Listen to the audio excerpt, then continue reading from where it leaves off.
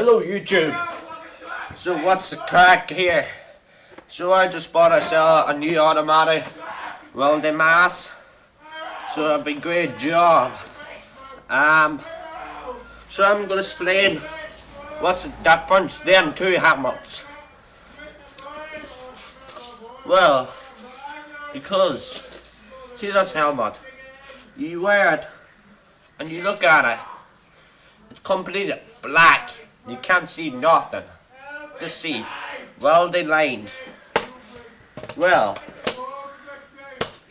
this one, it's a great job. It's a great job. This one, a lot of people like this welding mask. It's great, but it's expensive to buy anyways. This welding mask here, look. There. When you look through it, it's completed clear. And see that top part? When the sun hits it, it's like a solar panel. Hits there. That light goes and you weld.